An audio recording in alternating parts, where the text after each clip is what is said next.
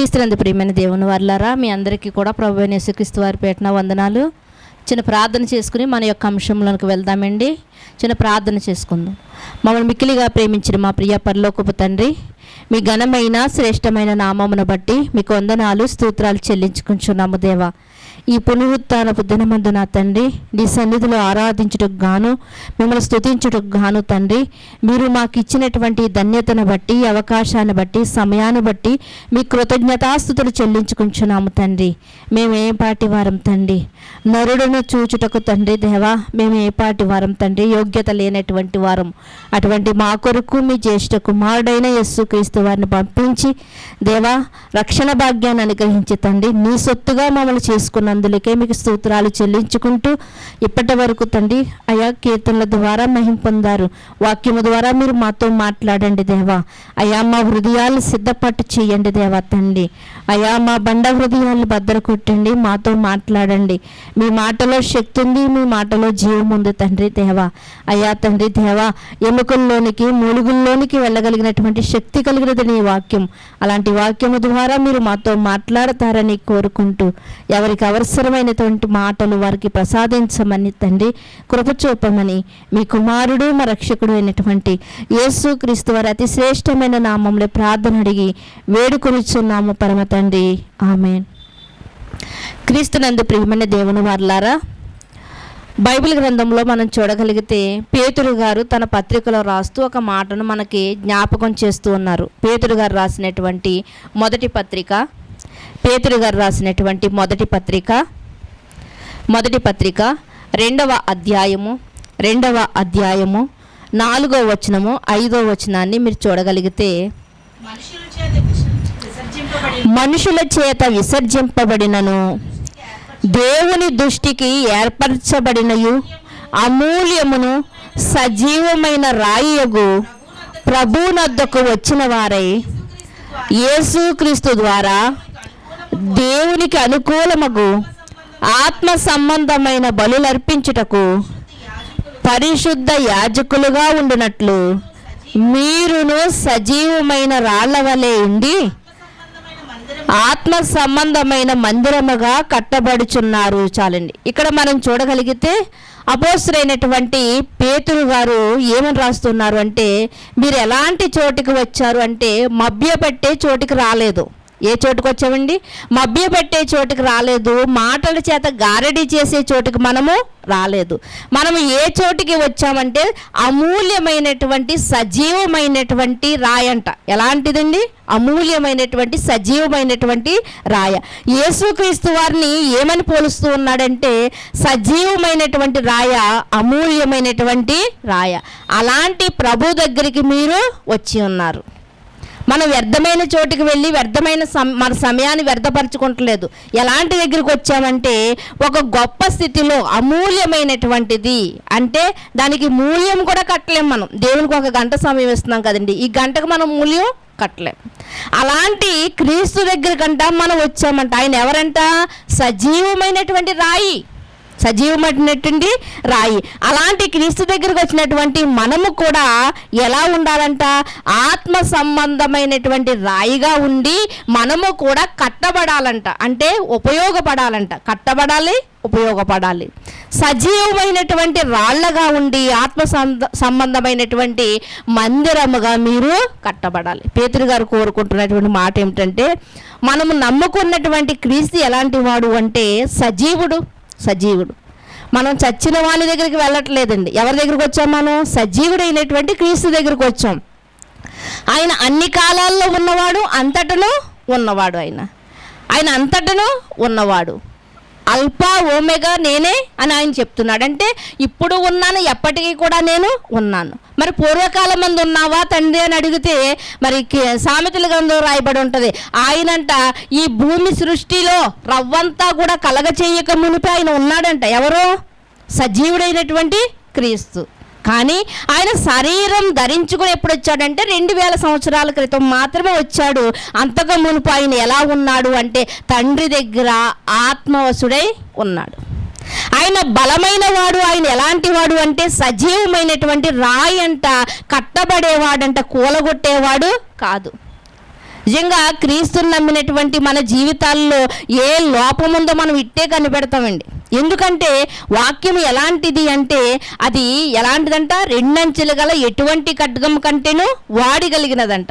అంటే వాక్యం మనలో ఉన్నప్పుడు, వాక్యాన్ని మనం ధ్యానిస్తున్నప్పుడు మనలో ఉన్నటువంటి లోపాలేంటో మనకి కనిపిస్తూ ఉంది. వాటిని సరిచేసుకునే అవకాశం కూడా దేవుడు మనకి ఇచ్చాడు. అంటే ఎక్కడ తప్పిపోతున్నాం మనము, ఎక్కడ మనం తొలగిపోతున్నాం, త్రొట్టిల్లిపోతున్నాం అన్నటువంటి జ్ఞానం మనకి వాక్యం ద్వారా మనకు కనిపిస్తూ ఉంటుంది. అలా సజీవుడైనటువంటి ఆత్మ సంబంధమైనటువంటి ప్రభు దగ్గరికి వచ్చినటువంటి మనము కూడా ఎలా ఉండాలి అంటే చచ్చిన వారి వలె మనం ఉండకూడదు, రాత్రి సంబంధులుగా మనం ఉండకూడదంట. ఎలా ఉండాలండి? పగటి సంబంధులుగా ఉండాలి. పగటి సంబంధులు అంటే ఏంటి? పగటి సమయం అందు ఏం చేస్తారు? పనులు చేసుకుంటారు. పగటి సమయం అందు ఎవరు నిద్రపోరు, రాత్రి సమయం అందు నిద్రపోతారు, అంటే మత్తులో ఉంటారు. కాబట్టి ప్రభువులో ఉన్నవాడు ఎలాంటి వాడంట? పగటి సంబంధి అంట. ప్రభువులో ఉన్నవాడు ఎలాంటి వాడంటే సజీవుడు, మృతుడైన వాడు కాదు, సజీవుడు. ఆఖరికి మరణించినప్పుడు కూడా బైబిల్ ఏమని చెప్తుందంటే నిద్రించుచున్నారు అని మాట్లాడుతుంది. చనిపోయిన వారి విషయంలో కూడా బైబిల్ ఏమని మాట్లాడుతుంది? నిద్రించుచున్నారు అని మాట్లాడుతుంది. అంటే చచ్చిన వారుగా ఉండడం ఎవరికి ఇష్టం లేదు? దేవునికి ఇష్టం లేదు. బద్ధకస్తులుగా ఉంటే మనిషికి ఇష్టం ఉండదు. కానీ అదే ఆధ్యాత్మిక జీవితంలో మనం పరిశీలన చేయగలిగితే మనం ఎలా ఉన్నామంట? చచ్చిన వారుగా ఉన్నామంట. మనం నమ్ముకున్న ప్రభు ఎలా ఉన్నాడు? సజీవుడై ఉన్నాడు. అలాంటి సజీవుడైనటువంటి ప్రభు దగ్గరికి వచ్చినటువంటి మనమంట సజీవమైనటువంటి రాళ్ల వలె ఉన్నాం. కాబట్టి మనం ఎలా ఉండాలంటే కట్టబడాలి, అంటే వృద్ధి కలగాలి. ఒక రాయిని తెచ్చి రాయిగా వదిలేస్తే ఏమీ ప్రతిఫలం ఉండదు, ప్రయోజనం ఉండదు. ఆ రాయి మీద రాయేసి ఇల్లు కడితే ఎంత బాగుంటుందో, ఆ రాయి మీద రాయేసి ఒక గోడ కడితే, ఒక ప్రహారీ గోడ కడితే ఎంత బాగుంటుందో, అలాంటి సజీవుడైన క్రీస్తు దగ్గరికి వచ్చినప్పుడంట మనము కూడా సజీవమైన రాళ్ల వల్లే మనము కూడా అంటే కట్టబడాలంట. ఎలా కట్టబడాలంటే మందిరాలుగా కట్టబడాలి. దేవుడు మన దేహాన్ని ఏమంటున్నాడంటే మందిరం అంటున్నాడు. మన దేహం ఏంటంటే దేవాలయం అంట. అంటే ఈ దేహాన్ని మనం ఏం చేసుకోవాలంటే సజీవుడైన క్రీస్తు దగ్గరికి వచ్చినప్పుడు ఈ దేహాన్ని మనము ఆత్మీయంగా కట్టుకోవాలన్నమాట. ఇంకా మనం ముందుకు చూడగలిగితే మనము ఈరోజు మనం ఎలా ఉన్నాం? మనం చచ్చిన వారిగా ఉన్నామా మనము, లేకపోతే సజీవులుగా ఉన్నామా? ఎందుకంటే మనం నమ్ముకున్నది చచ్చిపోయినటువంటి దేవుని కాదు, చనిపోయి తిరిగి లేచినటువంటి సజీవుడైనటువంటి ప్రభువుని మనం నమ్ముకున్నాం. కాబట్టి మన జీవితాలు ఎలా ఉన్నాయో ఒక్కసారి మనం పరిశీలన చేయాలి. ఎఫెసీయులకు రాసినటువంటి పత్రిక అపోస్తులైనటువంటి పౌలు గారు ఎఫెసీ సంఘానికి రాస్తూ 2వ అధ్యాయము 20వ వచనాన్ని మీరు చూడగలిగితే, 2వ అధ్యాయము 20వ వచనాన్ని మీరు చూడగలిగితే, క్రీస్తేసే ముఖ్యమైన మూలరాయిగా ఉండగా అపోస్తులను ప్రవక్తలను వేసిన పునాది మీద మీరు కట్టబడుచున్నారు. యేసుక్రీస్తు వారు ఏంటంటండి? మూలరాయంట. మూలరాయంట. ఇంటికి ఏదైతే మూలరాయి వేస్తామో, ఇంటికి ఏదైతే రాయి వేసి మనము శంకుస్థాపన చేస్తామో, ఇది మూలరాయి అని ఏదైతే చెప్తామో అలాంటి రాయి ఏంటంట? యేసుక్రీస్తు వారు. ఒక సజీవమైన రాయిగా కనిపిస్తున్నాడు ఆయన, ఒక మూలరాయిగా ఆయన మనకి కనిపిస్తున్నాడు. అలాంటి ముఖ్యమైనటువంటి మూలరాయి అయినటువంటి యేసుక్రీస్తు ద్వారా అంట, ప్రవక్తల ద్వారా అంట పునాది వేయబడిందంట. ఈ బైబిల్ గ్రంథాన్ని యేసుక్రీస్తు వారి కోసం ఎవరు చెప్పారు అంటే అపోస్తులు చెప్పారు. ఎక్కువగా అపోస్తులైనటువంటి పౌలు గారు 14 పత్రికలు రాశారు. అంటే వీరి బోధలు బట్టి, అంటే వీళ్ళ వాక్యాలను బట్టి ఏం చేయబడిందంటే ఈ గ్రంథం అంతా కూడా రాయబడింది. ప్రవక్తలు కానివ్వండి, చిన్న ప్రవక్తలు కానివ్వండి, అపోస్తులు కానివ్వండి, ఈ వీళ్ళని బట్టి ఈ గ్రంథం ఎలా అయితే దేవుడు రాయించాడో ఈరోజు మనకి కూడానంట దేవుడంట అనేక మంది చేత వాక్యము ద్వారానంట, వాక్యముతో మనకి ఏం చేస్తున్నాడంట? ఆధ్యాత్మిక జీవితానికంట పునాది వేస్తున్నాడంట. మనకు పునాది ఏమన్నా, ఇంటికి పునాది ఒక రాయి అనుకుంటే మన ఆధ్యాత్మిక జీవితానికి పునాది ఏంటంటే వాక్యమే. వాక్యం మీద మనం పరచబడకపోతే మన ఆధ్యాత్మిక జీవితం ఏమైపోద్ది అంటే కూలిపోతుంది. మన ఆధ్యాత్మిక జీవితం ఏమైపోద్దండి? కూలిపోతుందండి. అలా కూలిపోయే వారిగా ఉండకుండా మనం ఇసుక మీద కట్టినటువంటి ఒక ఇల్లుగా ఉండకుండా మనం బండ మీద కట్టినటువంటి ఇల్లుగా ఉండాలి అంటే ఆ మూలరాయి, ఆ సజీవమైనటువంటి రాయి, ఆ బండ ఎవరంటే యేసుక్రీస్తు వారు.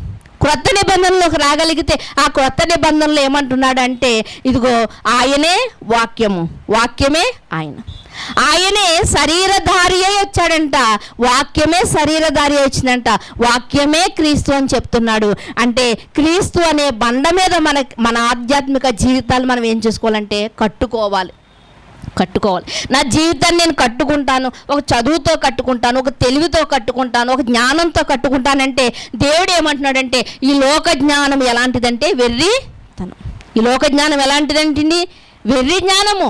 ఒకనాడు అపోస్తలుడైనటువంటి పౌలు గారిని ఒక రాజు ఏమంటున్నాడంటే, పౌలా నీకు వెర్రి పట్టేసింది, ఎందుకో తెలుసా, నువ్వు అధిక విద్య చేత నీకు వెర్రి, అంటే అధిక విద్య వల్ల కూడా వెర్రి కలుగుతుందంటే కలుగుతుందంట. ఎప్పుడు చెప్తున్నారు? యేసుక్రీస్తు వారు వచ్చినటువంటి ఆ యొక్క మొదటి శతాబ్దంలోనే అపోస్తలుడైన పౌలు గారిని ఒక మహారాజా అంటున్నాడు అనమాట, పౌలా నువ్వు చాలా విద్య నేర్చిన వాడు కదా, అధిక విద్య వల్ల నీకేం కలిగిందంటే వెర్రి కలిగేసింది, పిచ్చివాడు అయిపోయావు నువ్వు, అందుకని ఎలా మాట్లాడుతున్నావు. ఒకప్పుడు ఇదే జనాంగాన్ని చెప్పనాకెళ్ళినటువంటి నువ్వు ఈరోజు అదే క్రీస్తుని వెనకేసుకుని వస్తున్నావు అంటే నీకు పిచ్చి పట్టింది అంటున్నావు. అంటే లోకములో ఉన్న దేని వల్ల మనము మన యొక్క ఆధ్యాత్మిక స్థితిని మనం పెంచుకోలేము, జ్ఞానాన్ని నేర్చుకోలేము. కానీ దేవుని యొక్క జ్ఞానాన్ని మనం నేర్చుకోవాలంటే బైబిల్ గ్రంథం దగ్గరికి మాత్రమే రావాలి, వాక్యము ద్వారానే మనం పునాది వేసుకోవాలి. నిజంగా మేము స్త్రీల కోసం ఆలోచిస్తున్నప్పుడు కొన్ని చోట్ల స్త్రీల కోసం ప్రత్యేకంగా క్లాసులు చెప్పుకుంటూ ఉన్నామండి. ఆ స్త్రీల కోసం మేము ధ్యానిస్తున్నప్పుడు ఒక్కొక్క స్త్రీ జీవితంలోంచి ఏమేమి నేర్చుకుంటున్నామో మరలా ఆలోచిస్తున్నప్పుడు నిజంగా దేవుడు అన్నిటినీ గురించి రాయించాడు. దేని గురించి మర్చిపోవాలి. ఒక కన్యక ఎలా ఉండాలి, కన్యకతో వాక్యాన్ని పోల్చాడు. కన్యక వడ్లానాన్ని మర్చిపోద్దా? మర్చిపోదు. కాబట్టి మీరు వాక్యాన్ని మర్చిపోకూడదు.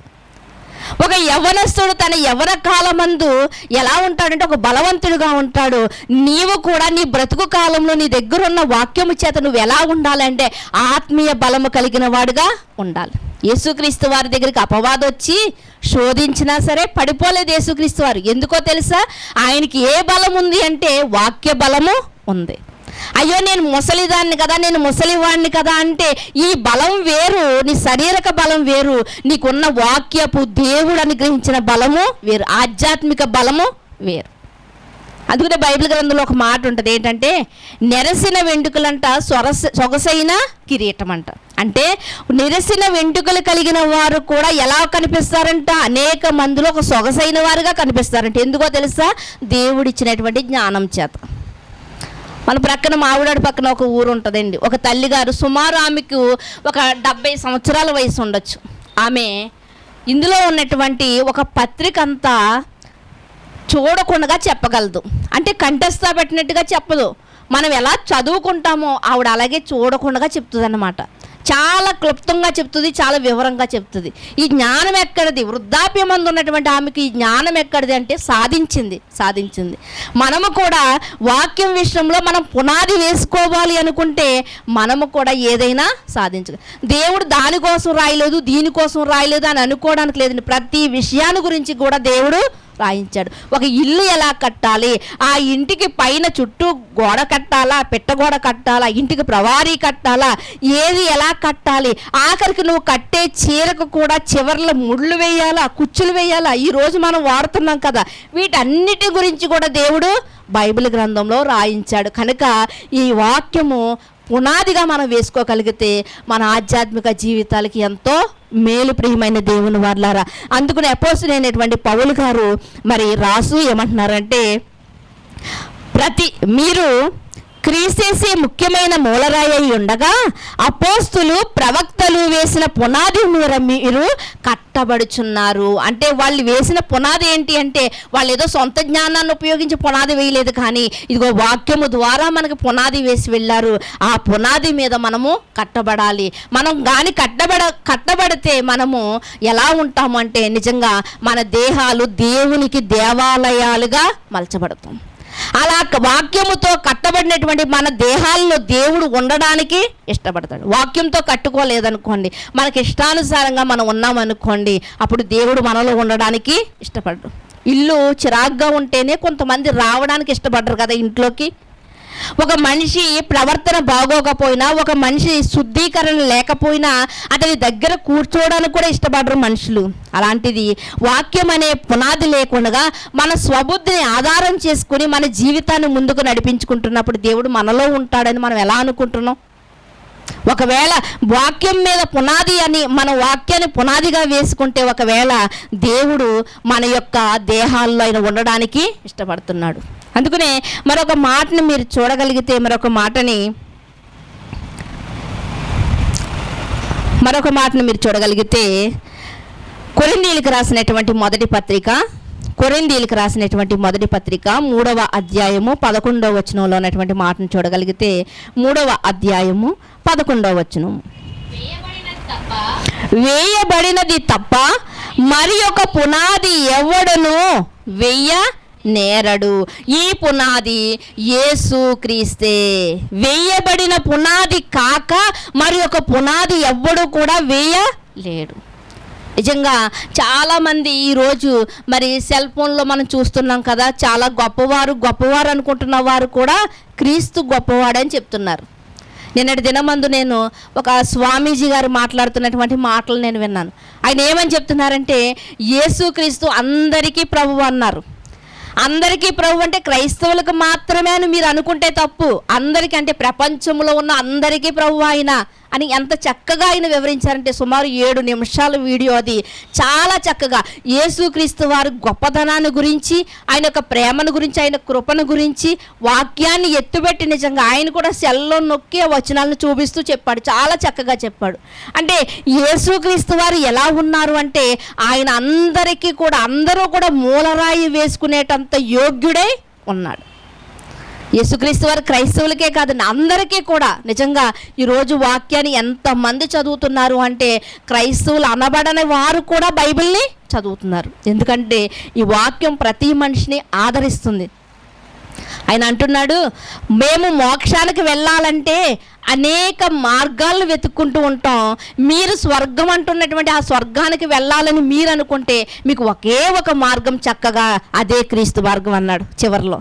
ఏంటంటే మనకు స్వర్గం మనం ఏమని పిలుస్తున్నాం అంటే పరలోకం అని పిలుస్తున్నాం కదా. ఆ పరలోకానికి వెళ్ళాలంటే మీకు మార్గం ఒక్కడే. ఆ ఒక్క మార్గం ఎవరంటే యేసుక్రీస్తు వారు. కానీ అదే పరలోకాన్ని స్వర్గం అని పిలుస్తున్నాం కదా, మోక్షం అని పిలుస్తున్నాం కదా. మేము ఆ ప్లేస్కి మేము వెళ్ళాలంటే అనేక మార్గాలు వెతుక్కుంటూ ఉంటాం అన్నాడు. నిజంగా ఏమంటే అనేక మార్గాలు వెతకడం సులువండి, ఒకే మార్గంని మనం ప్రయాణించడం సులువా? ఒకే మార్గం ప్రయాణించు.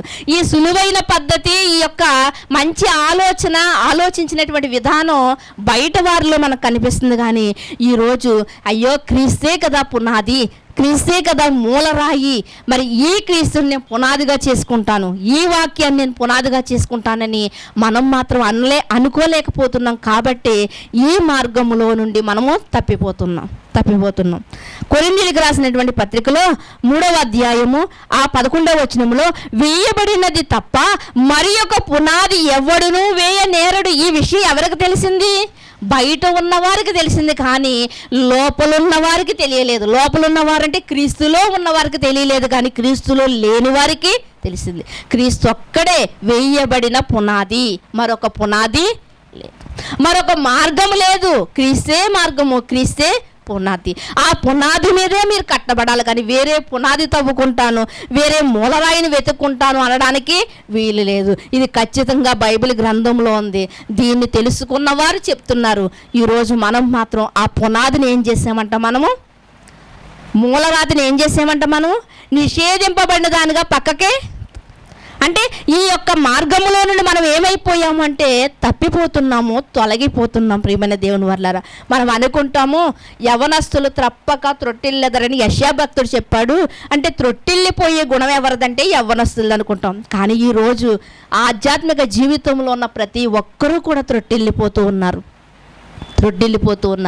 చాలామంది ఈరోజు త్రొట్టిల్లిపోతున్నారు, క్రీస్తులో నుండి తొలగిపోతున్నారు. ఎందుకంటే ఈ మూలరాయికి ఉన్నటువంటి శక్తి, ఈయనే సజీవమైనటువంటి రాయి అని నిజముగా గుర్తించలేకపోతున్నారు. ఎందుకు చెప్తున్నానంటే, ఒకనాడు యేసుక్రీస్తు వారిని వెంబడించిన వారు ఎంతోమంది ఉన్నారు, కానీ ఆయనతో ఉన్నవారు మాత్రం కొంతమందే. మరి మిగిలిన వారందరూ కూడా ఎవరు? యేసుక్రీస్తు వారి శిష్యులే. ఎంతమంది అంటే మొదట్లో 70 మంది ఉన్నారంట. తర్వాత ఎంతమంది మిగిలారు? 11 మంది మాత్రమే మిగిలారు. ఈరోజు ప్రపంచంలో ఉన్నటువంటి 400 కోట్ల మంది క్రైస్తవులుగా పిలువబడుతున్నాము. కానీ క్రీస్తును మూలరాయిగా, క్రీస్తును పునాదిగా పెట్టుకున్న వారు ఎంతమంది? ఇది మనకే తెలియాలి. అది దేవునికే తెలిసింది. మనం ఆలోచిస్తే మనం ఉన్నామా లేదా, అసలు ఆ పునాది మీద మనం ఉన్నామా లేదా అన్నది మనకే తెలుస్తుంది. ఆయన వేసినటువంటి పునాది కాక మరొక పునాది మీద మనము కట్టబడకూడదు. లోకం అనే పునాది మీద కట్టబడుతున్నామేమో, మన స్వంత ఆలోచనలు అనే పునాది మీద కట్టబడుతున్నామేమో. పిల్లలు చూడండి, ఒక్కొక్కసారి చిన్న పిల్లలకి చెయ్యి పట్టి మనం రాయిస్తూ ఉంటాం. ఎల్కేజీ యూకేజీలో ఉన్నవారు. వాడు అంటాడు ఒకసారి, నేను రాసేస్తానమ్మా అంటాడు. వాడికి ఇష్టానుసారంగా రాసుకుని వస్తాడు. ఏని రాయమంటే ఆడి పూర్ను రాస్తూ ఉంటాడు. బీని రాయమంటే 2 చున్నాలు పెడతా ఉంటాడు. 8 వేసేటప్పుడు కూడా వాడు 2 చున్నాలే పెడతాడు. పైన చున్నా కిందో చున్నా పెడతా ఉంటాడు. అంటే వాడికి ఇష్టానుసారంగా. ఈరోజు మనము కూడా ఎలా ఉన్నామంటే, క్రీస్తుని పునాదిగా పెట్టుకోకపోతే మన ఇష్టానుసారంగా మనం జీవిస్తూ పరలోకానికి వెళ్ళిపోతాము అనుకుంటున్నాం ప్రియమైన దేవుని వారలారా. కానీ సరైనటువంటి పునాది, మరి వేరే పునాది మీద మనం కట్టబడకూడదు. సరైన పునాది ఏంటి అంటే క్రీస్తువారే. మరొక మాటను మీరు చూడగలిగితే యోహాను సువార్త 14వ అధ్యాయము, యోహాను సువార్త 14వ అధ్యాయము 6వ వచనములో ఉన్నటువంటి మాటను యేసుక్రీస్తు వారే స్వయంగా మాట్లాడినటువంటి మాట. యేసు, నేనే మార్గము, సత్యమును, జీవమును, నా ద్వారానే తప్ప ఎవ్వడును తండ్రి యొద్దకు పరలోకానికి వెళ్ళలేడు. నేనే ద్వారము, నా ద్వారానే పరలోకానికి వెళ్ళాలి. చిట్ట చివరి వచ్చినప్పటికీ అపోస్తుల కన్నా, యేసుక్రీస్తు వారితో తిరిగిన వారి కన్నా వెనకాల వచ్చినప్పటికీ కూడా ఎవరు గుర్తించారంటే ఈ మాటను? పౌలు గారు గుర్తించారు. కాబట్టి ఆయన ఏమంటారంటే, నేను యేసునే వెంబడిస్తానంటాడు. ఆయన ఏమంటున్నాడండి? నేను యేసునే వెంబడిస్తాను, ఆయన్నే మాదిరిగా పెట్టుకుంటాను, బ్రతికితే ఆయన కోసమే ప్రకటిస్తాను, చస్తే ఆయనున్న లోకానికి నేను వెళ్ళిపోతాను. అంటే ఎంతమంది మనం సంఘంలో కూర్చున్నప్పటికీ కూడా సరైన రీతిలో ఆలోచిస్తున్నామా లేదా అన్నది మనకి తెలియాలి ప్రియమైన దేవుని వారలారా. యేసుక్రీస్తు వారు అంటారు, నేనే జీవము, నేనే సత్యము, నేనే మార్గం. ఈరోజు యేసుక్రీస్తు వారిని ఎలా నమ్ముకున్నామంటే, ఒక రోగం తగ్గిస్తాడని నమ్ముకున్నాము, ఒక పెళ్లి జరిగిస్తాడని నమ్ముకో, ఉద్యోగం ఇస్తాడని నమ్ముకుంటున్నామేమో, పిల్లల్ని మరణం నుండి లేవనెత్తాడని నమ్ముకుంటున్నామేమో. కానీ అది కాదండి. యేసుక్రీస్తుని మనం ఎలా నమ్ముకోవాలంటే, ఆయనే నిజమైనటువంటి పునాది. ఆయన మీద కట్టబడి ఆయన్ని వెంబడిస్తేనే ఆయన ద్వారాగా మనం పరలోకానికి వెళ్తాం. ఇది మనకు తెలియాలి ప్రియమైన దేవుని వారలారా. ఎందుకు చెప్తున్నానంటే, ఇదిగో యేసుక్రీస్తు వారిని ఒక డాక్టర్ లేకపోతే ఒక వైద్యుడిగా మనం నమ్మామనుకోండి, ఆ రోగం తగ్గిపోయిన తర్వాత మనకు అంత ఆసక్తి ఉండదు. ఒక ఉద్యోగం కోసం నమ్మామనుకోండి, ఉద్యోగం వచ్చిన తర్వాత అంత ఆసక్తి మనకు దేవుల్లో ఉండదు. మళ్ళా దేవునిలోంచి మనం తొలగిపోయే అవకాశాలు ఉన్నాయి. ఇలాంటివి ఎన్నో చూస్తూ ఉంటాం. ఈరోజు ఎన్నో మరి స్వస్థతలు చేసే శాలలు ఎన్నో నిలిచాయి అంటే అందులో 7 వారాలు 10 వారాలు వెళ్తారు, తర్వాత వారు మానేస్తారు. ఎందుకంటే వారు పొందుకోవలసిన మేలు పొందుకున్నారు, ఇక తర్వాత దేవుడు అవసరం లేదు. కానీ యేసుక్రీస్తు వారు సజీవుడు, మరణము నుండి కూడా లేవనెత్తేవాడు. యేసుక్రీస్తు వారు పాపాలను తీసుకువెళ్ళిపోవడానికి వచ్చాడు. వదకు తేబడిన గొర్రె పిల్లవలే యేసుక్రీస్తు వారు ఒక మంచి పునాది అని మనం నమ్మగలిగితే చచ్చే వరకు కూడా మనం క్రీస్తులో నుండి తొలగిపోము. ఎందుకో తెలుసా? యేసుక్రీస్తు వారు సజీవుడు కనుక నన్ను మృతులలో నుండి లేపుతాడు అని చచ్చే వరకు కూడా క్రీస్తుని మనము విడవం. అదే రోగాల కోసమైతే రోగం పోయిన తర్వాత క్రీస్తుని మరలా వదిలిపెట్టేస్తాం. కానీ క్రీస్తుని నమ్మవలసింది ఎలా అంటే, ఆయన ఒక రక్షకుడు, నన్ను పాపములో నుండి రక్షించేవాడు.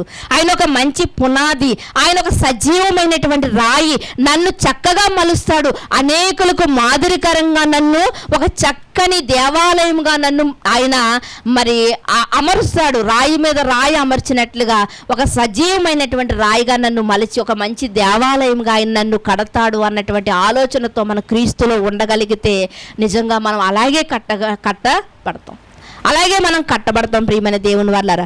చూడండి, మరొక మాటను మీరు చూడగలిగితే మరొక మాటని అదే పేతురు గారు రాస్తూ, పేతురు గారు మొదటి పత్రిక 2వ అధ్యాయము 8వ వచనాన్ని చూడగలిగితే, మొదటి పత్రిక కట్టువారు 2వ అధ్యాయము 8వ వచనం. కట్టువారు వాక్యమును కవిదేయులై త్రొట్టిల్లుచున్నారు, దానికే వారు నియమింపబడిరి. అయితే మీరు చీకటిలో నుండి ఆశ్చర్యకరమైన తన వెలుగులోనికి మిమ్మును పిలిచిన వాని గుణాతిశయములను ప్రచురము చేయు నిమిత్తము ఏర్పరచబడిన వంశమును, రాజులైన యాజక సమూహమును, పరిశుద్ధ జనమును, దేవుని సొత్తైన ప్రజలునై ఉన్నారు. కొంతమంది అంట కట్టువారంట వాక్యమునకు అవిధేయులై త్రొట్టిల్లిపోవచ్చున్నారంట. అంటే సరిగా కట్టబడలేకపోతున్నారన్నమాట. త్రొట్టిల్లిపోతున్నారు. ఏ ఒక అడ్డంకులు, అడ్డురాయిలు వాళ్ళకి తగులుతూ ఉన్నాయి. ఎటువంటి అడ్డురాయిలు అంటే, కొంతమంది ఏం చేస్తారంటే, మనకి దేవుడు ఒక మంచి ఉదాహరణ చెప్పాడు కదా, ఉపమాన రీతిగా యేసుక్రీస్తు వారు మనకు చెప్పినటువంటి మాట. కొన్ని విత్తనాలంటే ఎక్కడ పడ్డాయంట? రాతి నేలలో పడ్డాయంట. అయితే మొక్కలైతే వచ్చి రాతి నేల మీద కూడా, పొలాల్లో కొన్ని చోట్ల రాయలు ఉంటాయండి, బండరాళ్ళు ఉంటాయి కొన్ని చోట్ల. అలాంటి ప్రదేశాల్లో కొంచెం దాని చుట్టూ మట్టి ఉంటుంది. అయితే వేసిన విత్తనం వెంట వెంటనే చక్కగా మొలకలు వస్తూ ఉంటాయి. వచ్చిన తర్వాత కొన్ని రోజులకు అది ఎదిగిన తర్వాత దానికి ఇంకా బలం కావాలి. ఆ బలాన్ని ఆ రాయి ఇవ్వలేదు కనుక అది ఏమైపోద్దంటే అది ఎదుగుదల ఉండదు. అలాగే చాలామంది అంటే కట్టబడడానికి ప్రయత్నిస్తారంట, కానీ వారంట అడ్డురాయిలు వాళ్ళకి తగులుతుంటాయంట. లోకం అనే అడ్డురాయ, లేకపోతే వివిధ సంసారం అనే అడ్డురాయ, లేకపోతే సంసారాన్ని ఏదలేక. మరి మొన్నటి దినాన్ని నేను మామిడాడ ప్రాంతానికి వెళ్ళినప్పుడు ఆ మార్కెట్ దగ్గర మరి ఆటో కోసం నుంచున్నప్పుడు ఆ యవనస్తుడికి ఒక మరి 25 సంవత్సరాల నుంచి 30 సంవత్సరాలు ఉంటాయి. ఇంకా వివాహం అయిందో లేదో కూడా తెలీదు. అయితే అతను బండి మీద ఉన్నాడు. మరొక ఆయన ఏమో కిరాణా కొనుక్కున్న బండి ఎక్కుతున్నాడు. ఈ బండి మీద ఉన్న యవనస్తుడు అంటున్నాడు, సముద్రాన్నన్నా ఏదొచ్చు కానిరా, ఈ సంసారాన్ని వేదలేమంటున్నాడు. ఇంతకీ పెళ్ళి అయిందో కూడా నాకు తెలియదు, కానీ ఎంత అనుభవం వచ్చేసిందో చూసారా. నాకు నిజంగా నవ్వు వచ్చింది. ఏమంటున్నాడు? సముద్రాన్నన్నా ఏదొచ్చు కానీ సంసారాన్ని ఏదలేమని చెప్తున్నాడు. అంటే ఎంత అనుభవ జ్ఞానమో. మరి అలాంటి అనుభవ జ్ఞానం, లోకంలో ఉన్న అనుభవ జ్ఞానం మనకు ఆధ్యాత్మిక జీవితంలో కూడా మనకు ఉంటేనంట ఇటువంటి అడ్డురాయిలు వచ్చినప్పటికీ కూడా మనము త్రొట్టెళ్ళిపోం. బైబిల్ గ్రంథంలో కొంతమంది ఉన్నారు, వారు కూడా తప్పులు చేశారండి. తప్పులు చేసినప్పటికీ కూడా వారు పశ్చాత్తాపపడ్డారు కాబట్టి మరలా దేవుని సన్నిధిలో వారు కొనసాగింపబడ్డారు. మరి ఇస్కరియోతు యూదా లాంటి వాడు ఉన్నాడండి, తప్పు చేశాడు, పశ్చాత్తాపం వచ్చింది, కానీ ఆ పశ్చాత్తాపానికి ఫలితం అనుభవించలేకపోయాడు. వెంటనే తొందరపాటు నిర్ణయం తీసుకుని ఉరివేసుకుని చనిపోయాడు. అంటే ఇలాంటివి ఎన్నో అడ్డురాయిలు వస్తూ ఉంటాయి మనకి. అలాంటి అడ్డురాయిలన్నిటిని మనం తప్పించుకోవాలి, సునాయాసంగా తప్పించుకోవాలి అంటే కేవలం వాక్యం అనేటువంటి సజీవమైనటువంటి రాయిగా మనము ఉండాలి. వాక్యం అనే సజీవమైనటువంటి రాయిగా మనం ఉండాలి. అలాంటప్పుడు దుష్టుడు వేసే ప్రతి బాణాన్ని కూడా మనం ఏం చేయగలుగుతాం అంటే, మనం విశ్వాసం అనే డాలును అడ్డు పెట్టుకుని మనము గెలవగలుగుతాం. విశ్వాసం అనే డాలును అడ్డు పెట్టుకుని మనము గెలవగలుగుతాం. ప్రియమైన దేవుని వారలారా, మనము ఎలా, దేవుడు ఏమనుకుంటున్నాడంటే, ఈ సజీవమైనటువంటి రాయిగా మలచబడి మీరు ఈ మంచి పునాది మీద మీరు కట్టబడుతూ మీరు ఆశ్చర్యకరమైనటువంటి చీకటిలో నుండి ఆశ్చర్యకరమైనటువంటి వెలుగులోనికి వచ్చినటువంటి మీరు రాజులుగాను యాజకులుగాను ఉండాలని దేవుని యొక్క ఆలోచన, దేవుని యొక్క కోరిక. కానీ అంతవరకు రాకుండా మనం ఏం చేస్తున్నామంటే, చిన్న చిన్న బండరాళ్ళే తగులుకుని కాళ్ళకి తొట్టిల్లిపోతూ ఉన్నాం. ఒక్కొక్కసారి అండి నడుస్తూ కూడా తొట్టిల్లిపోతూ ఉంటాం. అలాగే భక్తి జీవితంలో నేను సజీవుడైనటువంటి క్రీస్తుని నమ్ముకున్నాను అనుకుంటున్నాము, కానీ చిన్న చిన్న వాటికి మనం ఏమైపోతున్నామంటే తొట్టిల్లిపోతూ ఉన్నాం. పిల్లవాడు ఎన్నిసార్లు మురికి చేసుకున్నా, ఎన్నిసార్లు పడిపోతున్నా తల్లి ఏం చేస్తుందంటే మురికి చేసుకున్నప్పుడల్లా కడగడానికి ప్రయత్నిస్తుంది. కడుగుతుంది కదండి, కడుగుతుంది, మళ్ళీ బట్టలు వేస్తుంది, మరలా మురికి చేసుకున్నా మరలా కడుగుతుంది, మళ్ళీ బట్టలు వేస్తుంది. వాడు నడుస్తున్నప్పుడు ఎన్నిసార్లు పడిపోయినా సరే ఆ తల్లి చెయ్యి పట్టుకుని వాడిని నడిపించడానికి ప్రయత్నిస్తూ ఉంటుంది. వాడు అడుగు వేస్తూ ఉంటాడు. పడిపోతున్న సమయంలో తల్లి ఏం చేస్తుంది? వాడిని పట్టుకుంటూ ఉంటుంది. ఈ తల్లి ప్రేమను దేవుడు ఎందుకు చూపిస్తున్నాడంటే తన ప్రేమను మనం గుర్తిస్తామని దేవుడు చూపిస్తున్నాడు. కానీ తల్లి ప్రేమ దగ్గరే ఉండిపోయాం, కానీ తండ్రి ప్రేమ దగ్గర వరకు మనం ఆలోచన చేయలేకపోయాం. దేవుడు కూడా ఏమంటున్నాడంటే మీరు ఆశ్చర్యకరమైనటువంటి వెలుగులోనికి వచ్చారు, చీకటి బ్రతుకులను మీరు కడిగివేసేసాను. ఏం చేశాడంట? మనలో ఉన్న చీకటి బ్రతుకులను కడిగివేశాడంట. ఆశ్చర్యకరమైనటువంటి వెలుగులోనికి మనల్ని రప్పించాడంట. ఇప్పుడు వెలుగులో ఉన్నటువంటి మనకి ఏం కనిపిస్తుందండి? మనం అన్నీ తేటగా చూడగలుగుతామండి. ఈరోజు ఇప్పుడు వెలుగులో ఉన్నటువంటి మనం నడుస్తున్న త్రోవలో ఒక చిన్న రాయున్నా, చిన్న బండరాయున్నా మనం దాన్ని తప్పించుకుని నడవాలి, కానీ దాన్ని తగులుకుని మనం త్రొట్టిల్లిపోయే అవకాశాలు ఉండకూడదు. ప్రియమైన దేవుని వారలారా, దేవుడు కోరుకుంటున్నది ఏంటి అంటే నువ్వు సజీవమైనటువంటి రాయిగా ఉండాలి. నువ్వు క్రీస్తు అనే పునాది మీద నువ్వు కట్టబడాలి. అలా క్రీస్తు అనే పునాది మీద నువ్వు కట్టబడగలిగితే నీ జీవితం ఎలా ఉంటుందంటే రాజులైనటువంటి యాజక సమూహముగా మీరు ఉంటారు. మనం అనుకుంటాం మేము దీనులము, దరిద్రులమని మనం అనుకుంటాం, కానీ మన దేవుడు ఏమంటున్నాడు అంటే అయ్యో మీకోసం అమూల్యమైనటువంటి రక్తాన్ని చిందించాడు కదా క్రీస్తు. అమూల్యమైనటువంటి రాయి ఎవరు? క్రీస్తు. ఆయన సజీవమైనటువంటి రాయి క్రీస్తు. అలాంటి క్రీస్తు మీద మీరు కట్టబడుతున్నప్పుడు మీరు కూడా ఎలా ఉండాలి? ఏమిటి? లోపలకు ఉన్నటువంటి సైటు ఒక రేటు పలుకుతూ ఉంటుంది, రోడ్డు మీద ఉన్నటువంటి సైటు లేకపోతే ఇల్లు ఒక రేటు పలుకుతూ ఉంటుంది. ఈరోజు మనం ఎక్కడ కట్టబడినటువంటి ఇల్లు అంటే సజీవుడైనటువంటి క్రీస్తులో కట్టబడినటువంటి ఇల్లులో మనం దరిద్రులు కాదు. సజీవమైనటువంటి క్రీస్తులో కట్టబడినటువంటి మనము కూడా ఎవరము అంటే చచ్చిన వారము కాదు. మనము ఎవరము అంటే మనం సజీవులము. మనం నమ్ముకున్న దేవుడు సజీవుడండి. ఆయన ఎలాంటి వాడంటే మరణములో నుండి తిరిగి లేచినటువంటి సజీవుడు. ఈరోజు మనం ధైర్యంగా చెప్పగలిగేది ఏంటి అంటే మేము ఎవరిని నమ్ముకున్నాము అంటే చనిపోయిన దేవుణ్ణి కాదు, కానీ సజీవుడైనటువంటి దేవుణ్ణి. మరి అలా సజీవుడైనటువంటి దేవుణ్ణి నమ్ముకున్నటువంటి మనము చచ్చిన వారిగా మనం ప్రవర్తిస్తున్నామేంటండి? రాత్రి సంబంధులు అంటే మత్తుగా ప్రవర్తిస్తున్నామేంటండి? మనం చచ్చిన వానిగాను, మత్తునిగాను, రాత్రి సంబంధులుగా ప్రవర్తించకూడదు. మనం పగటి సంబంధులుగా ఉండాలి. పగటి సంబంధి అయిన వాడు పగలేం చేస్తాడు? పని చేస్తాడు మనిషి. మరి పగటి సంబంధులు కూడా మనం ఎలా ఉండాలి? మేల్కొని ఉండాలి. మనం కూడా మేలుకున్నాడు. కొన్ని మార్లు యేసుక్రీస్తు వారి శిష్యులకు కూడా ఏం కలిగిందంట?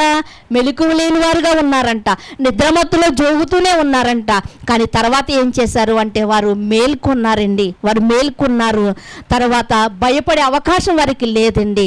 వారికి హఠాత్తుగా ఎవరు వచ్చి వారి మీద పడినా వాక్యముతో ఎదుర్కొనే శక్తి సామర్థ్యాలు వారు సంపాదించారు. ఈరోజు మనం క్రీస్తులోనికి వచ్చి అంతకన్నా ముఖ్యమైనటువంటి సజీవమైనటువంటి బండ మీద కట్టబడి, అంటే బాప్తిసాలు తీసుకుని ఎన్నో సంవత్సరాలు అయ్యింది, ఇంకా పిరికివారిగానే ఉంటున్నామా? ఒక చిన్న పిల్లవాడండి ఒంటరిగా ఉన్నప్పుడు భయపడతాడేమో, కానీ పక్కన తల్లున్నా తండ్రున్నా ఇతగాడి చెయ్యి తన తండ్రి చేతిలో ఉన్న భయపడతాడా? మనం ఎవరి మీద కట్టబడ్డాం? బలమైనటువంటి క్రీస్తు అనే పునాది మీద కట్టబడ్డాం. ఇంకా ఎందుకు మనం పిరికివారిగా ఉన్నాం? చిన్నపిల్లలు రోడ్డు దాటేటప్పుడు చూసారో లేదో కానీ ఎప్పుడైనా రోడ్డు దాటుతున్నప్పుడు తల్లి చేతిలో వాడి చెయ్యి ఉంటుందండి. వాడు ఏం చేస్తూ ఉంటాడండి? వెళ్తున్న బస్సులు చూస్తూ ఉంటాడు, పైన ఎగురుతున్న పక్షులను చూస్తూ ఉంటాడు, అన్నిటినీ చూస్తాడు, కానీ వాడు రోడ్డు మాత్రం చూడ్డు. ఏంటి వాడుకున్న ధీమా ఏంటి? నా చెయ్యి నా తల్లి చేతిలో ఉంది. అదే ఒంటరిగా వచ్చినప్పుడు అండి, ఇక్కడ రోడ్డు దాటడానికి వస్తున్న పిల్లలు నేను చూస్తూ ఉంటాను సుమారు అరగంట సేపు కూడా. ఇదిగో మా అమ్మ కూడానే ఎంతసేపు నుంచి ఉంటుందంటే ఒక్కొక్కసారి రోడ్డు బాగా రద్దీగా ఉన్నప్పుడు అరగంట సేపు నిలబడిపోతూ ఉంటుంది రోడ్డు దాటడానికి అవకాశం లేక. కానీ ఈరోజు మనం ఎవరి మీద కట్టబడ్డామంటే సజీవుడైనటువంటి క్రీస్తు మీద మనం కట్టబడ్డాం. కాబట్టి మనలో పిరికితనం అనేది ఉండకూడదు, మనలో అధైర్యం అనేది ఉండకూడదు. మనలో ఏదైనా అడ్డుబండలు వచ్చినప్పటికీ కూడా మనం త్రొట్టిల్లిపోయే స్థితిలో మనము ఉండకూడదు ప్రియమైన దేవుని వాళ్ళరా. కానీ చాలామంది అంటే ఏమైపోతున్నారంటే త్రొట్టిల్లిపోతున్నారంట. త్రుట్టిల్లిపోతున్నారంట.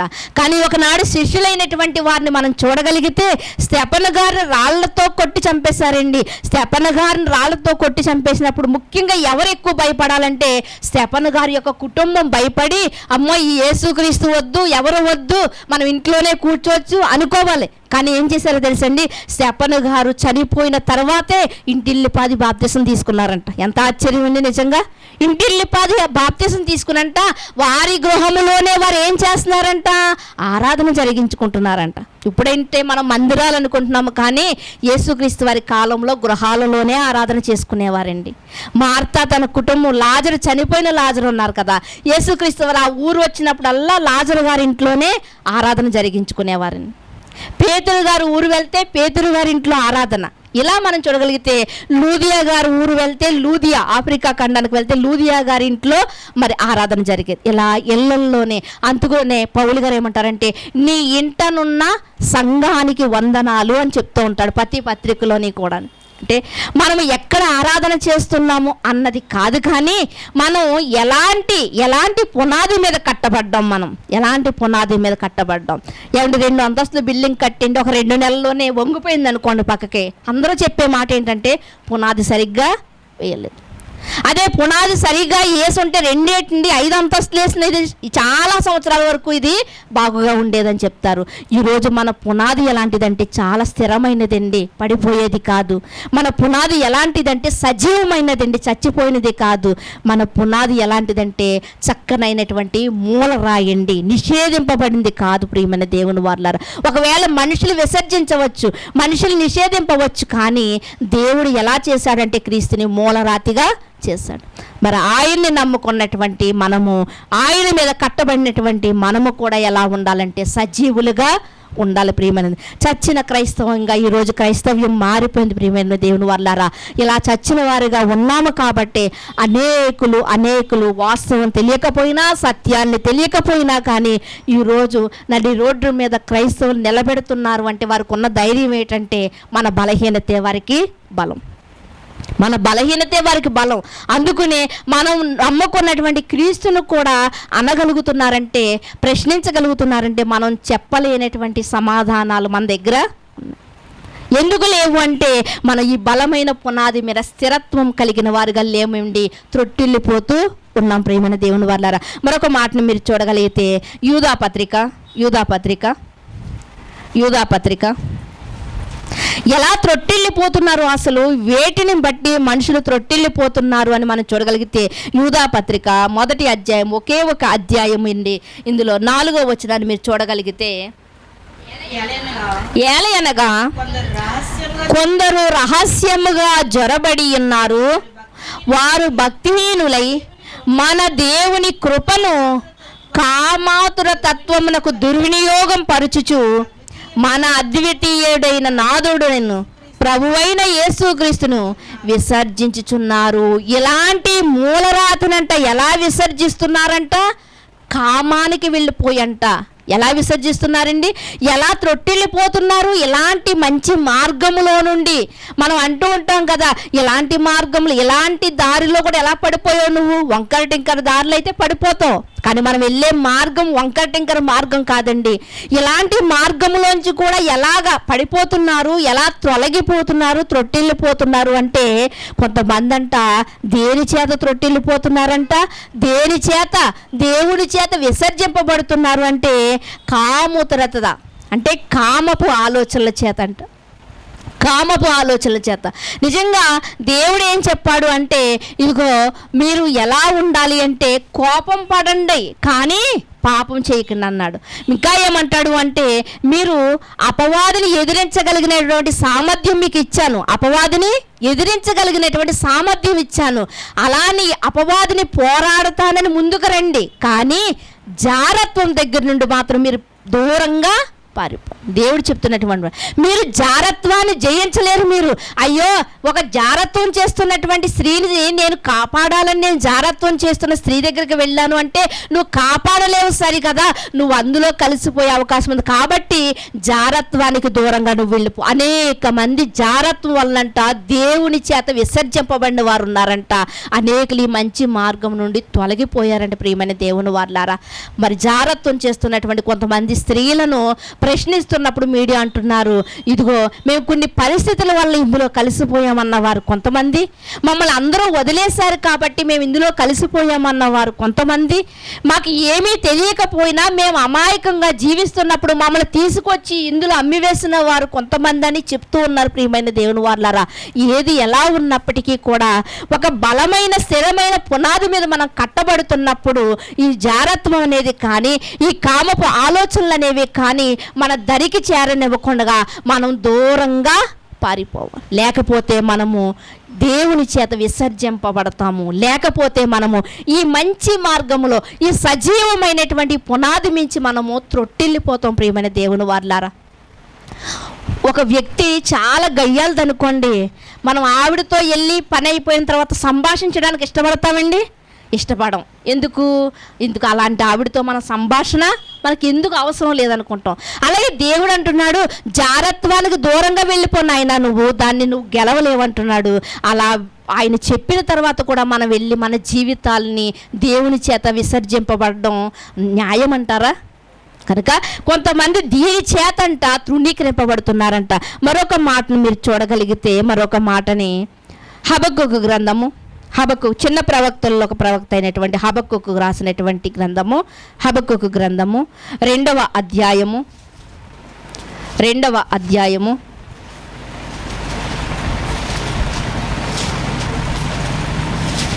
హబక్కూకు గ్రంథము 2వ అధ్యాయము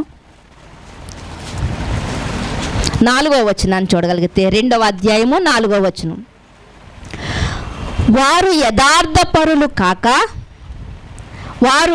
యథార్థపరులు కాక తమలో తాము అతిశయపడుదురు, అయితే నీతిమంతుడు విశ్వాస మూలముగా బ్రతుకును. ఇక్కడ ఏమని చెప్తున్నారండి? మరి క్రీస్తు పూర్వము 600 సంవత్సరాల క్రితం రాయబడినటువంటి మాట. క్రీస్తుకు పూర్వం అంటే అప్పటికి ఇంకా క్రీస్తు వారి లోకానికి రాలేదు. క్రీస్తుకు పూర్వం 600 సంవత్సరాల క్రితం హబక్కూకు గారు రాస్తూ ఏమని చెప్తున్నారు అంటే, వారంటే యథార్థపరులేనంట. ఎలాంటి వారంట? యథార్థపరులే, అన్నీ బాగానే ఉన్నాయంట. కాకపోతే తర్వాత మాటలో తమలోనంట తామంట ఏం చేస్తున్నారంట? అతిశయపడుదురు. అంటే అతిశయం అంటే ఏంటంటే హెచ్చించుకునే గుణం. అతిశయం అంటే హెచ్చించుకునే. బైబిల్ అంతట్లో మనం చూడగలిగితే దేవుడు అంటున్నాడు, నిన్ను నీవు తగ్గించుకో అంటున్నాడు. అంటే నువ్వు తగ్గించుకుంటేనే నేను నిన్ను హెచ్చిస్తానన్నాడు. క్లూ ఇచ్చాడండి. ఒక చక్కటి ప్రశ్న ఆయనే వేశాడు, సమాధానం కూడా మనకు ఆయనే చెప్తున్నాడు. నాయన నువ్వు ఎప్పుడు తగ్గించుకుంటావు అప్పుడు నేను హెచ్చిస్తాను. అంటే ఈ ఒక్క మాటను బట్టి మనకి చాలా బలం కలగాలండి. ఎందుకంటే ప్రతి విషయంలో నేను తగ్గించుకోవాలి. ఇది క్రీస్తుకు పూర్వం 600 సంవత్సరాల క్రితం రాయబడింది. క్రీస్తు వచ్చిన తర్వాత కూడా క్రీస్తు ఇదే మాట చెప్పాడు. క్రీస్తు అంటే శిష్యులైన వారు అంటున్నారు, పేతురు గారు అంటున్నారు, నేను యేసుక్రీస్తు వారు పక్కనే ఉంటున్నాను కాబట్టి ఎప్పుడు నేను గొప్పవాడిని మీలో అంటున్నాడు. లేదు డబ్బు సంచి నాకు ఇచ్చాడు కాబట్టి మీ అందరిలో నేనే గొప్పవాడిని యూదా ఇస్కరియోత అంటున్నాడు. లేదు ఒకనాడు రొమ్మున ఆనుకున్నాడు కాబట్టి నేనే మీ అందరికన్నా గొప్పవాడిని యోహాను గారు అంటున్నారు. అప్పుడు యేసుక్రీస్తు వారు ఏమన్నారంటే, మీలో ఎవడు తగ్గించుకున్నో, ఎవడు పనివాడిగా ఉండాలనుకుంటున్నాడో వాడే గొప్పవాడు. చూసారా, బైబిల్ పాత నిబంధనలో క్రీస్తు వారు రాకమునుపు ఎలా ఉందో క్రీస్తు వచ్చిన తర్వాత కూడా వాక్యం అలాగే ఉంటుందండి. అలాగే ఉంటుంది. మన మాటలు మారచ్చు, కానీ ఇవి ఎవరి మాటలు? దేవుని మాటలు. వీటికి మార్పు ఉండదు. ఆయన మాట తప్పే దేవుడు కాదు.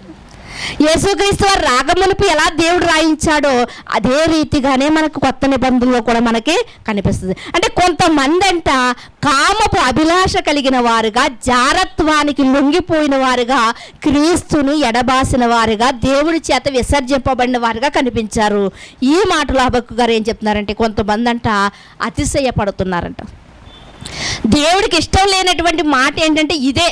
ఇదే. ఎందుకంటే దేవుడు అంటున్నాడు, ఇదిగో కొంతమంది అంటే రథములు చూసి అతిశయపడుతున్నారంట. ఐగుప్తు దేశంలో ఉన్నటువంటి రథాలను బట్టి, గుర్రాలను బట్టి వారు అతిశయపడతారండి. ఎందుకంటే ఐగుప్తు దేశంలో ఉన్నటువంటి గుర్రాలు ఎలాంటివి అంటే, తన రథం మీద కూర్చున్నటువంటి వ్యక్తిని గమ్యం చేర్చడానికి వాటి కళ్ళ ముందు అగ్ని మండుచున్నా సరే, సముద్రం ఉన్నా సరే అవి దాటడానికి ప్రయత్నిస్తాయంట.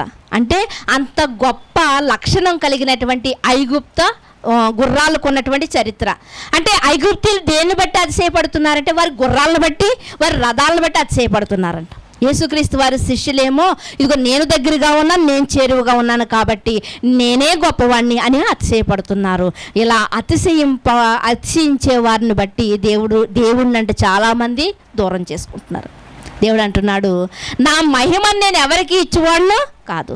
ఎప్పుడు కూడానే అయ్యో నేను ఒకవేళ అద్దంలో చూసి నేను అందగత్తిని అనుకుంటే మనల్ని కలిగించిన వాడు ఇంకా గొప్పవాడు. ఒకవేళ అద్దంలో చూసి నేను బలవంతుడిని అని మనం అనుకుంటే మనల్ని కలిగించిన వాడు ఇంకా బలవంతుడు. ఆయన మాట చేతే సముద్రాన్ని పాయలు చేశాడు. మాట చేతే ఆయన ఈ సృష్టిలో సర్వ సృష్టిని కలిగించాడు కదా. ఆయన అంత గొప్పవాడు. అంటే ప్రతి విషయంలో కూడా మనం తగ్గించుకోవడానికి మనం ప్రయత్నించాలి. మరి చాలామంది సహోదరులు మరి గత దినాలలో అయితే మేము సువార్తకు బయటికి వెళ్ళినప్పుడు సుమారు అందరూ కూడా ఆటోలో వెళ్తుండేవాళ్ళమండి. ఒక్కొక్కరు ఆటో ఎక్కేవారు, కానీ సీట్లు ఎవరు కూర్చునేవారు కాదు. అందరూ బల్ల మీదే చెక్క మీద కూర్చునేవారు. ఇటు నలుగురు ఎక్కేసిన సీట్ ఇంకా ఖాళీగా ఉండేది. వాళ్ళు తీసుకెళ్ళిన ఆటో కూడా ఆశ్చర్యపోతూ ఉండేవాడు, ఇదేంటి అందరూ దేనికోసం పాటుపడతారు? సీటు కోసం పాటుపడతారు, కానీ ఎక్కుతున్న వారు అందరూ దేంట్లో కూర్చుంటున్నారు? చెక్క మీద కూర్చుంటున్నారు. అంటే ఒకరికొకరు ఎంత తగ్గించుకుంటున్నారు అన్నది ఎవరికి అర్థమైంది? చూసేవారికి అర్థమయ్యేది. అలా ప్రతి విషయంలో మనం తగ్గించుకోవాలి. కానీ కొంతమంది అంట తమకు తాము హెచ్చించుకునంట, అతిశయపడంట దేవునికి దూరం అయిపోతున్నారంట, తొలగిపోతున్నారంట, త్రొట్టిల్లిపోతున్నారంట. క్రైస్తవులోంచి ప్రియమైన దేవుని వాళ్ళారా, చూడండి మరొక మాటను కూడా చూసుకుందాం. ఇర్మియా గారు రాసినటువంటి ఇర్మియా గ్రంథము, ఇర్మియా గ్రంథము 9వ అధ్యాయము 5వ వచనాన్ని చూడగలిగితే, 9వ అధ్యాయము 5వ వచనాన్ని చూడగలిగితే, సత్యము పలుకక ప్రతి వాడును తన పొరుగువానిని వంచును, అబద్ధములాడుట తమ నాలుకలకు అభ్యాసము చేసి ఉన్నారు. ఇక్కడ మనం చూడగలిగితే తర్వాత మాటలో కూడా ఎదుటివాని తప్పులు పట్టవలనని ప్రయాసపడుదురు. ఏమని చెప్తున్నాడండి ఇక్కడ? చాలా మంది అంట సత్యము పలకక దేనివల్ల క్రైస్తవ్యంలో తొలగిపోతున్నారు, దేనివల్ల దేవునికి దూరం అయిపోతున్నారు అంటే, వారి పెదవులతోనంట సత్యాన్ని పలకకుండగంట అబద్ధములను ఆడుటకంట అభ్యాసము చేసుకునిరంట. అభ్యాసం అంటే ఏంటంటే అలవాటు. అంటే సత్యము పలకకుండా అబద్ధాలను ఆడుటకు అభ్యాసం చేసుకునిరంట. ఇంకా ఏంటంటే ఎదుటివాని తప్పులు ఎత్తి చూపుటకు అలవాటు పడురంట. లోకంలో ఒక సామెత ఉంటుందండి, మన పెద్దవారు మనకు చెప్తూ ఉంటారు. లోకంలో ఉన్నవాడు ఒక ఏలుతో చూపిస్తే అంట మనల్ని ఎన్ని వేళ్ళు చూపిస్తున్నాయంటే వెనకకి మిగిలిన వేళ్ళన్నీ మనల్నే చూపిస్తున్నాయంట. ఒక వ్యక్తిని మనం ఏలుతో చూపిస్తున్నాము అంటే మరి మిగిలిన ఎన్నో తప్పులు మనలో ఉన్నాయని మిగిలిన ఏళ్ళు మనకి చూపిస్తున్నాయి. బైబిల్ గ్రంథం కూడా అదే చెప్తుంది. ఏంటి అంటే పాత నిబంధనలో మనం చూడగలిగితే ఏమంటున్నాడంటే ఎదుటివాని తప్పులు ఎత్తి చూపవద్దు అంటున్నాడంటే ఎదుటివానికి తీర్పు తీర్చడానికి మనము సరిపోము అని చెప్తున్నాడు. అలాగే క్రొత్త నిబంధనలో కూడా మనం చూడగలిగితే యేసుక్రీస్తు వారు అంటారు, ఒక తప్పు చేసినటువంటి వ్యక్తిని, వ్యభిచారంతో పట్టబడిన స్త్రీని ఏం చేయాలంటే రాళ్లతో కొట్టి ఊరి అవతలకు తీసుకెళ్ళి చంపేయాలి. ఇది దేవుని యొక్క ధర్మశాస్త్రం. అయితే యేసుక్రీస్తు వారు ఏమంటారంటే, సరే దేవుడు చెప్పిన ధర్మశాస్త్రాన్ని పాటించండి, అయితే మీలో తప్పు లేనివాడు మొదటి రాయ వేయండి. ఈ ఒక్క మాట నేనండి ఆధారం చేసుకునండి ఎన్నో కోట్లు సంపాదించారు. ఎవరో తెలుసా అండి? సినిమా వాళ్ళు. తప్పు నాది కాదు ఆకలిది, ఏదో సినిమా పేరు ఉంటుందండి. తప్పు నాది కాదు ఆకలిదండి. ఒక పాట ఉంటుందండి, ఆ పాటలో ఈ మొక్కే మీలో పాపము లేనివాడు మొదట రాయేయండి అంటాడు. ఎక్కడదా మాట? ఈ బైబిల్లో ఉన్న మాటను తీసుకుని ఒక సినిమాగా తీసుకుని వారు కోట్ల రూపాయలు సంపాదించుకున్నారు. అంటే బయట ఉన్నవారు తీసుకుంటున్నారు వీటిని ఒక మంచి మాట అని. ఈరోజు మనం మాత్రం వాటిని తీసుకోలేకపోతున్నాం. మనం ఏదైతే పలకకూడదో దేవుడు ఏమంటున్నాడు అంటే, నీ మాటలు ఎలా ఉండాలి అంటే ఉప్పు వేసినట్లుగా రుచికరంగా ఉండాలి. అంటే మనం మాట్లాడిన మాట రెండు కుటుంబాల మధ్య రెండు కుటుంబాలు విడగొట్టే విధంగా ఉండకూడదు. కానీ ఎలా ఉండాలి అంటే సమాధానపరిచే విధంగా ఉండాలి. మన మాటలు ఎలా ఉండాలంటే మేలుకరంగా ఉండాలి. కానీ ఈరోజు ఎలా ఉంటున్నాయి మన మాటలు?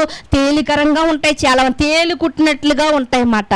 కత్తిపోటి మాటలు అంటారు చాలామంది. ఉత్తినే మాటలు ఊరకనే వచ్చేస్తాయి, డబ్బు కట్టక్కర్లేదు కదండి. ఫ్యాన్ వేసుకుంటే కరెంటు బిల్లు వస్తుంది, టీవీ వేసుకుంటే కరెంటు బిల్లు వస్తుంది. కానీ మాట్లాడితే ఏమైనా బిల్లు వస్తుందా? బిల్లేమి రాదు. అందుకనే చాలా విస్తారంగా మాట్లాడుతూ ఉంటారు చాలామంది. కానీ బైబిల్ ఏమని చెప్తుంది అంటే విస్తారమైన మాటల్లో దోషం ఉండక మానదు. అబద్ధములాడుట అభ్యాసం చేసుకోకండి. మీరు మీ నోటి వెంబడి ఎలా రావాలంటే ఉప్పు వేసినట్లుగా మంచి మాటలు రావాలి, సారవంతమైన మాటలు రావాలి. నువ్వు మాట్లాడితే ఇతరులకు ఏం కలగాలంటే మేలు కలగాలి. అంతేగాని నీ మాటల వల్ల వారి హృదయాలు నొప్పింపబడకూడదని ఇక్కడ అంటే చాలామంది వారి యొక్క నోటి ప్రతిఫలం వల్ల ఏమైపోతున్నారంటే నోటి మాటల వల్ల త్రొట్టిల్లిపోతూ ఉన్నారంట, క్రీస్తుకు దూరం అయిపోతున్నారు, దేవుని చేత విసర్జింపబడుతున్నారు, దేవుణ్ణే విరోధిగా చేసుకుంటున్నారు, దేవుణ్ణే శత్రువుగా చేసుకున్నారు. ఒకనాడు ఎవరండి? ఇశ్రాయేల్. ఎందుకంటే అబద్ధాలు ఆడి ఏమంటున్నారో తెలుసా అండి? అయ్యో ఈ ఎడారిలో మమ్మల్ని తీసుకొచ్చి అక్కడ తినడానికి ఏమీ లేదు, అక్కడైతే మాకు ఏముండేదంట, ఐగుప్తు దేశంలో మాంసం ఉండేది, ఉల్లిగడ్డలు ఉండేవి, ఎర్రగడ్డలు ఉండేవి, మాంసం ఉండేది అంటున్నారు. అసలు బానిసలకు మాంసం పెడతారు అసలు ఎవరైనాని? పన్నోళ్ళకి మాంసం పెడతారని పని చేసే వాళ్ళకి మాంసం అప్పుడు మంచి ఆహారం ఎవరో కూడా పెట్టరండి. అలాంటిది అబద్ధాలు ఆడుతున్నారంట. అప్పుడు దేవుడు వారికి ఏమయ్యాడు అంటే శత్రువు అయ్యాడంట. శత్రువు ఏం చేస్తాడండి? శత్రువు ఎప్పుడూ యుద్ధం చేయడానికి చూస్తాడు. దేవుడు కూడా వాళ్ళకి శత్రువు అయిపోయాడంట. ఈరోజు మనము కూడా దేవుణ్ణి శత్రువుగా మలుచుకుంటున్నాం. ఎందుకో తెలుసా అండి? దేవుడు వద్దన్న వాటిని చేస్తూ ప్రియమైన దేవుని వాళ్ళారా. చివరిగా మరొక మాటను మనం చూద్దాం. యెషయా గ్రంథము 59వ అధ్యాయము, యెషయా గ్రంథము 59వ అధ్యాయము 2వ వచనంలో ఉన్నటువంటి మాటను మీరు చూడగలిగితే, మీ పాపములు ఆయన ముఖమును మీకు మరుగుపరిచెను గనుక ఆయన ఆలకింపడు. ఏమని చెప్తున్నాడండి? దేవుడు నీ మాట వింటలేదు అంటే, నీకు సమీపంగా రావట్లేదు అంటే, దేవుడు నీలో ఉండి నిన్ను పురచాపన చేయట్లేదు లేకపోతే ప్రేరేపిస్తలేదు అంటే కారణం ఏంటో తెలుసా? నువ్వు సజీవమైన రాయి మీద కట్టబడ్డాను అనుకుంటున్నావు, కానీ ఎన్నో అడ్డు రాయిల్ని నువ్వు పేర్చుకుంటున్నావు. ఏంటి అంటే మీ పాపములే కారణం. మన పాపములంట మనం అడ్డుబండలుగా పెట్టుకుంటున్నామంట. దేవునికి మనకి మధ్య ఏం పేర్చుకుంటున్నాం? మన తప్పుల్నే బండరాయిల్లా పేర్చుకుంటున్నామంట. మన తప్పుల్నే బండరాయిలుగా మనం పేర్చుకున్నప్పుడంట దేవుడు మనం మొర ఆలకిస్తాడా? దేవుడు మనకు ప్రతిఫలం ఇస్తాడా? దేవుడు మనల్ని ఒక మంచి మార్గంలో నడిపించడానికి ఇష్టపడతాడా అంటే ఇష్టపడండి. ఒక వయసు వచ్చిన పిల్లవాడు తన తండ్రికి విరోధంగా బ్రతుకుతున్నాడు అనుకోండి, తండ్రి ఇష్టపడతాడండి వాడిని పోషించడానికి? మాట వింటేనే కదా ఒక తండ్రి ఇష్టపడతాడు. మాట వింటేనే కదా పిల్లలు తల్లిదండ్రులు ఇష్టపడతారు. వారికి ఏదైనా కొనడానికైనా ఏదైనా చేయడానికన్నా. మన పరలోకమందున్నటువంటి తండ్రి కూడా ఏమంటున్నాడు అంటే మీ పాపాలు అడ్డుగా ఉంటున్నాయి కాబట్టి మీరు చేసే ప్రార్థన నా దగ్గరికి రావట్లేదు. నేను మిమ్మల్ని చూద్దామన్నా మీరు కనిపించట్లేదు. ఎందుకో తెలుసా? మీ తప్పిదాలు అడ్డుబండ్లుగా ఉన్నాయని చెప్తున్నాడు. ఇలాంటివి ఎన్నో ఆజ్ఞాతిక్రమమైనటువంటి తప్పులు చేసి పాపాన్ని మనం సంపాదించుకుంటున్నాం ప్రియమైన దేవుని వారలారా. అందుకనే ఈ సజీవమైనటువంటి బండ మీద మనం కట్టబడాలన్నా, ఈ పునాది మీద మనం స్థిరత్వం కలిగి నిలిచి ఉండాలన్నా ఒక భక్తుడు ఏమని చెప్తున్నాడు అంటే హృదయంలో ఏముండాలంట? వాక్యం ఉండాలంటే ఎప్పుడు కూడా. గదిలో ఏముండాలంట? ప్రార్థన ఉండాలంట. మన యొక్క మనసులో ఏముండాలి అంటే పశ్చాత్తాపం ఉండాలి. ఈ పశ్చాత్తాపం మన మనసులో ఉన్నప్పుడే అంటే ప్రతిదానికి అయ్యో దేవా ఈరోజు నేను బైబిల్ చదవలేదు, పశ్చాత్తాపం, అయ్యో బైబిల్ చదవలేదు, భోజనం అయితే చేసేసాను ప్రభువా, బైబిల్ చదవలేదు, ప్రార్థన చేయలేదు ప్రభువా, ఇదిగో అన్నీ నాకు ఇష్టానుసారంగా నేను చేసుకున్నాను కానీ నీకు ఇష్టానుసారంగా నేను ఉండలేకపోయాను. పశ్చాత్తాపం ఉంటుంది చూసారా, బాధ ఉంటుంది చూసారా మనలో. ఆ పశ్చాత్తాపం ఉన్నప్పుడే మనం మరలా కొత్త జీవితాన్ని మనం పొందుకోవడానికి, కొత్త జీవితంలో ప్రవేశించడానికి అవకాశం ఉంటుంది. అలా ఉన్నప్పుడు పశ్చాత్తాపం వలనంట మనం సమాజంలో మంచి సాక్ష్యాన్ని పొందుకుంటాం. అదే భక్తుడు చెప్తూ అంటాడు, నీ మదిలో వాక్యం ఉండాలి, నీ గదిలో ప్రార్థన ఉండాలి, సంఘములో సమాజంలో నీకేముండాలి? ఒక మంచి సాక్ష్యం ఉండాలి. మంచి సాక్ష్యం ఎప్పుడు వస్తుందంటే మనం పశ్చాత్తాపడినప్పుడే మనకు మంచి సాక్ష్యం దొరుకుతుంది. మనం పశ్చాత్తాపడకుండా మాటలు వదిలేసి నేను అన్న మాటలు తప్పుందా అన్నాం అనుకోండి, పశ్చాత్తాపం ఉండదు వాటికి. అలాంటప్పుడు మంచి సాక్ష్యం మనకే ఉండదు ప్రియమైన దేవుని వల్లరా. అలాంటి మంచి సాక్ష్యం ఉండాలంటే మొట్టమొదటిగా మనలో పశ్చాత్తాపం ఉండాలి, ప్రార్థన ఉండాలి. స్టెఫెను గారిని రాళ్లతో కొట్టేస్తుంటే, చుట్టూ జనం అందరూ రాళ్లతో కొట్టి చంపేస్తుంటే స్టెఫెను గారు అమ్మోయ్ బాబోయ్ అని అరవట్లేదు, మోకాళ్ళు వేసి ప్రార్థన చేస్తున్నాడంట. అలాంటి సిచ్యువేషన్లో కూడా స్టెఫెను గారంట ఏం చేస్తున్నారంట? ప్రార్థన చేస్తున్నారంట. ఈరోజు మనకు అలాంటి సిచ్యువేషన్ లేదు, ప్రార్థన లేదు. మనకి ఎంతో ఈరోజు ప్యాన్ వేసుకునిండి గంటల తరబడి ప్రార్థన చేయవచ్చు మనం, కానీ చెయ్యట్లేదు మనకి. కానీ స్టెఫెను గారికి ఆ రోజు రాళ్లతో కొట్టి చంపేస్తున్నప్పుడు ప్రార్థన చేస్తున్నాడు. ఒకనాడు ఊరంతా కట్టుబాటు కలిగి ఉందండి, అయినా లూదియా గారు మంచి వ్యాపారం చేసుకుంటుంది, అయినా వాక్యం వినడానికి వచ్చింది, వాక్యాన్ని హృదయంలో పెట్టుకుంది. ఒకనాడు అసలు దేవుడు, ఇశ్రాయేలు దేవుడు అంటేనే పడదండి. అలాంటి ప్రదేశంలో, ఎరుకో ప్రదేశంలో ఒక వేశ్య ఈ జనాంగానికి సంబంధించిన వారిని ముగ్గురిని దాచిపెట్టిందండి. నిజంగా ఈమె వేరే జనాంగాన్ని దాచిపెట్టిందని తెలిస్తే మెడకాయ మీద తలకాయ లేకుండా రాజు చేస్తాడండి. కానీ ఆమె ఏం చేసిందంటే ఈ దేవుడు గొప్పోడు అని తెలుసుకుంది, కట్టుబడి ఉన్నది, తన కుటుంబాన్ని అంతటినీ రక్షించుకుంది. మదిలో వాక్యం ఉందండి, దేవుడు గూర్చినటువంటి సమాచారం విన్నది, మదిలో పెట్టుకుంది. మరి ప్రార్థన ఉంది స్టెఫెను గారి జీవితంలో. అందుకునే ఆయన బ్రతికుండగానే పరదేశం చూస్తున్నాడు. ఇదిగో పరలోకం తెరవబడింది, ఇదిగో తండ్రి కుడిపార్శ్వమందు యేసుక్రీస్తు వారు నిలబడి ఉన్నారు. ఎందుకు నిలబడ్డాడో తెలుసండి?